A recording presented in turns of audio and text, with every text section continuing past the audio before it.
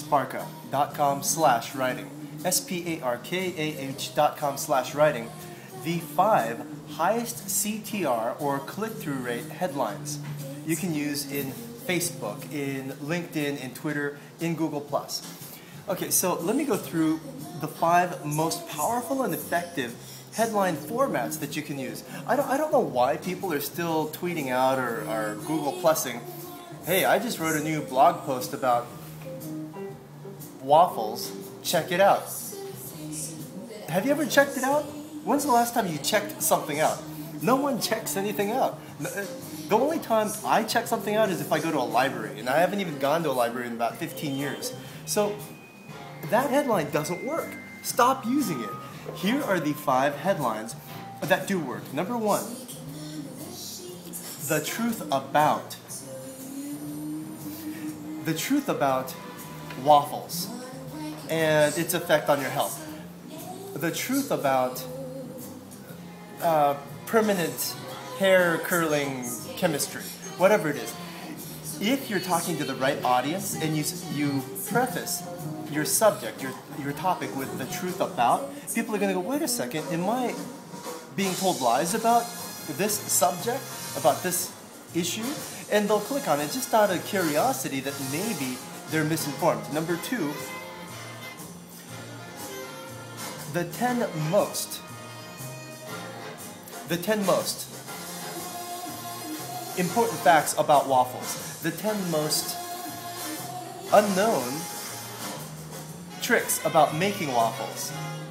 If you preface anything with the 10 most, people who are interested in waffles or hair perms will think, oh, here's a whole collection of the most important things I need to know about this so that I can become a instant expert. I can be an instant just add water expert. So that's why Cosmo, Vogue, any of the women's magazines always have the 10 best positions for women or whatever. That's why they use that 10 most thing. The 10 ways to, or the 10 reasons why. Now this is tricky. This is tricky and it's used wrong all the time. The 10 reasons why. The 10 reasons why you should visit Zimbabwe is very different than the 10 reasons why Zimbabwe is more romantic than Italy. And I'll tell you why. And this is why most people use this wrong. Just by prefacing something about Zimbabwe, or the 10 reasons why you should cook whole grain, you should make whole grain waffles. If you start something, the 10 reasons why, you have to make sure that they're interested, the viewer, your reader, your follower, your subscriber is actually interested in the subject. Think about this. The 10 reasons why you should visit Zimbabwe. If I'm not interested in visiting Zimbabwe, I don't need the 10 reasons why I should visit Zimbabwe. Does that make any sense? How you make that work is if I'm interested in visiting Italy, and you say the 10 reasons why Zimbabwe is more romantic than Italy, now you're thinking, wait a second, is Zimbabwe cheaper? Does Zimbabwe have like Venetian canals and people that speak Italian and romantic guys and girls that are real tan? If you can convince me of that, then yeah, I'm going to read that blog post that starts with the 10 reasons why something.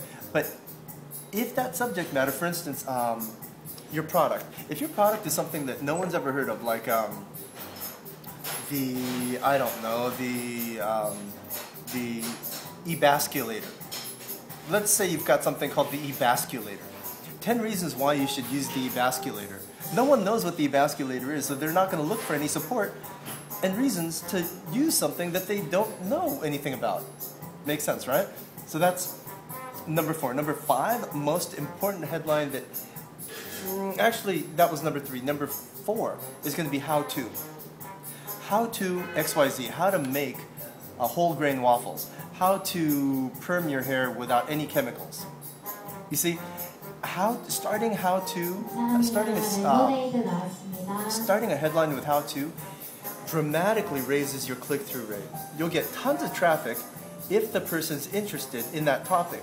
So craft it, be careful with it, and try different tests. Number 5, here's the doozy that no one ever expects. kind of like the Spanish Inquisition.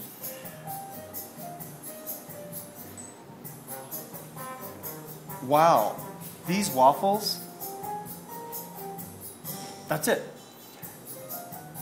An incomplete headline. But you have to be very careful how you end the incomplete headline. If you stop that same headline, wow, these waffles are, no one's going to click on it. But if you stop the headline, wow, these waffles, link, people will click on it in masses. Why? There's a psychology to it, but just trust me. If you're going to try a headline and you can't figure out how to make a really good headline, make it super short. Make it super short and incomplete, and change. I can tell you why to cut it before the R or is or was, but just do it. Otherwise, it becomes a much longer conversation. Try it. Test out your CTR. Use bit.ly if you have to, bit.ly to track your conversion rates, your click-through. And if you need help writing, here's the key. When you get someone to your website, you got to tell a story. You have to be captivating. You have to be interesting and engaging and really just persuasive as hell. Otherwise, they're going to go somewhere else. If you're not a professional writer with lots of storytelling experience, it's hard to do. If you need help, talk to us at Sparkah, SPARKAH.com/writing. SPARKAH.com/writing.